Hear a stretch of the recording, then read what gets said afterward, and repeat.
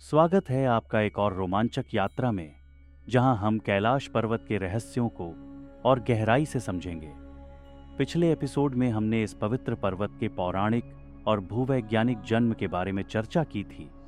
कैसे प्राचीन किस्से, किंवदंतियां और विज्ञान सभी अपने अपने तरीके से कैलाश के निर्माण को समझते हैं।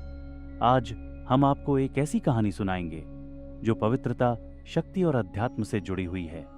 आज हम समझेंगे कि भगवान शिव ने कैलाश पर्वत को अपना निवास क्यों चुना। क्या है इस पर्वत में ऐसी पवित्रता जो महादेव को यहां आकर्षित करती है। लेकिन इस कहानी पर आगे बढ़ने से पहले चलिए पहले जानते हैं कि शिव जी का जन्म कैसे हुआ। भगवान शिव, जो आदि योगी, आदि देव और काल के स्वामी के रूप में पूजे जाते हैं, उनका जन्म एक अलौकिक घटना थी। ब्रह्मा जी और विष्णु जी एक बार एक बहस में उलझे थे। कौन ज्यादा महान है, ब्रह्मा जो सृष्टि के रचयिता हैं या विष्णु जो सृष्टि के रक्षक हैं। उनका विवाद इतना बढ़ गया कि दोनों के अहंकार के आगे कुछ नहीं दिख रहा था।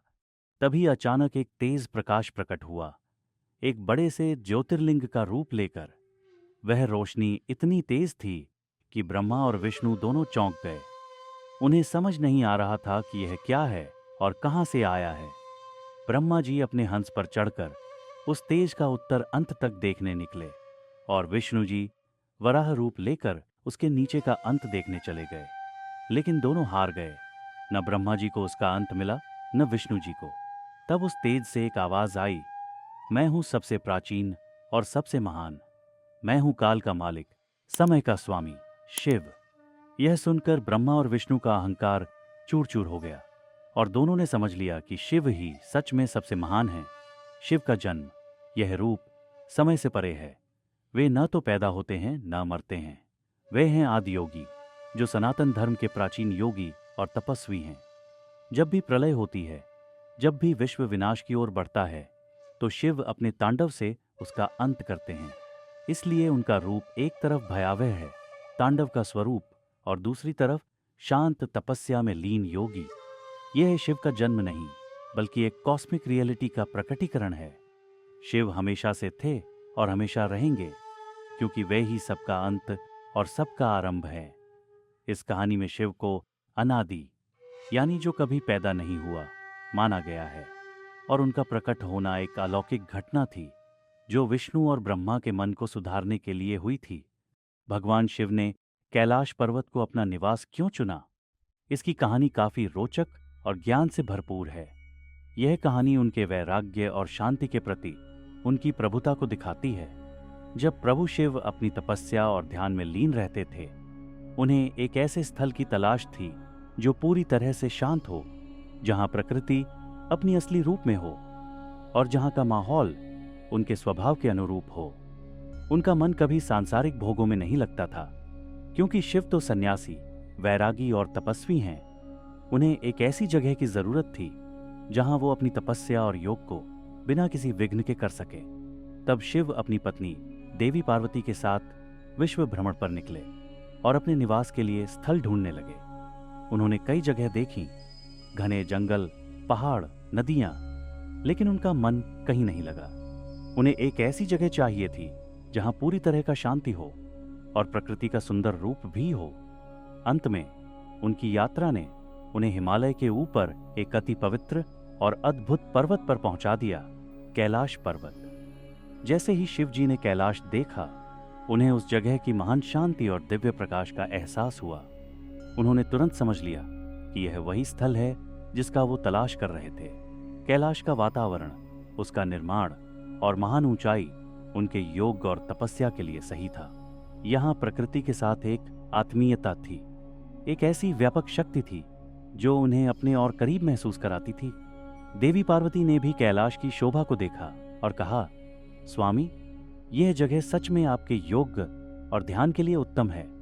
यहाँ का माहौल और आपकी शक्ति एक दूसरे को पूरा करते हैं। शिव जी ने हंसी के साथ कहा, हाँ, यह स्थल मेरे लिए ही बना है।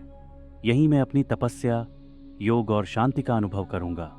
इसलिए भगवान शिव ने कैलाश पर्वत को अपना निवास बनाया। यहाँ का महान, निर्मल और शांत वातावरण शिव जी के वैराग्य को प्रकट करता है। कैलाश पर्वत न सिर्फ शिव जी का घर बना, बल्कि यह सारी सृष्टि के लिए एक पवित्र स्थल बन गया, जहां उनके भक्त उनकी पूजा करते हैं और मोक्ष की तलाश में आते हैं। शिव जी के लिए कैलाश सिर्फ एक जगह नहीं, बल्कि उनकी शक्ति और अध्यात्म का एक रूप है। आज भी कैलाश पर्वत को एक पवित्र स्थल माना जाता है, जो शिव जी के तप, योग और शांति का प्रतीक है। एक और प्रमुख कथा जो शिव जी से जुड़ी है, वह है उनका गंगा को अपनी जटाओं में धारण करना। जब राजा भगीरथ ने तपस्या की थी गंगा को धरती पर लाने के लिए, तब गंगा इतनी शक्तिशाली थीं कि यदि वह सीधे पृथ्वी पर गिरती तो प्रलय हो सकती थी। तब शिव जी ने गंगा को अपनी जटाओं में समेट लिया, ताकि वह अपनी राह पर शांत होकर बह सकें। इस घटना ने धरती पर जीवन का संचार किया। यह कथा दिखाती है कि शिव जी के लिए कैलाश सिर्फ तपस्या का स्थान नहीं था, बल्कि यहीं से प्रकृति का पूर्ण नियंत्रण और पालन होता था। गंगा को जटाओं में धारण करना यह भी दर्शाता है कि शिव जी अपनी करुणा और समर्पण से सृष्टि की रक्षा करते हैं। शिव जी का एक और अद्भुत रूप है उनका अर्धनारीश्वर स्वरूप। अर्धनारीश्वर का अर्थ है आधा पुरुष और आधा स्त्री। इस रूप में शिव जी और देवी पार्वती एक ही शरीर के दो भाग बन जाते हैं। यह रूप दर्शाता है कि पुरुष और स्त्री दोनों का सम्मान और एकता ही संपूर्ण जीवन का मूल है। अर्धनारीश्वर रूप में शिव जी ने यह प्रदर्शित किया कि सभी ऊर्जाएं, चाहे पुरुष हो या स्त्री, एक दूसरे के बिना अधूरी हैं। यह रूप न सिर्फ समरसता का प्रतीक है, बल्कि यह आध्यात्मिक यात्रा में दोनों ऊर्जाओं के एकीकरण को भी दर्शाता है। शिव जी को प्रलय के देवता भी कहा जाता है और उनका तांडव नृत्य इस बात का प्रतीक है। जब संसार में अधर्म बढ़ता है, तब शिव जी अपने रौद्र रूप में प्रकट होते हैं और तांडव करते हैं। तांडव का अर्थ है विनाश और निर्माण का चक्र। जब शिव जी तांडव करते हैं, तब पुरानी दुनिया का अंत होता है और नए युग का आरंभ होता है। लेकिन यह विनाश एक नई शुरुआत के लिए होता है। इसलिए शिव जी के लिए तांडव एक प्रलय का रूप है, जिसमें वे संसार के दोषों को मिटाकर नए जीवन का आगमन करते हैं। कैलाश के इस प्राचीन पर्वत पर शिव जी अपने तांडव से प्रलय करते हैं और फिर अपनी तपस्या में लीन होकर विश्व का पालन भी करते हैं। कैलाश पर्वत को शिव जी ने अपना घर इसलिए चुना क्योंकि यहाँ की महान शांति और ऊर्जा का महत्व उनकी आत्मज्ञान और आध्यात्मिक शक्ति से जुड़ा हुआ है। यहाँ वे एक तपस्वी के रूप में विश्व का नियंत्रण करते हैं और इसी जगह से वे अपनी शक्ति और शांति का भी समर्थन करते हैं। शिव जी का कैलाशवास न केवल उनकी तपस्या का प्रतीक है, बल्कि यह दर्शाता है कि सृष्टि में हर चीज का एक संतुलन है। विनाश के बिना नई शुरुआत संभव नहीं है। इस सफर का अंत यहां नहीं होता।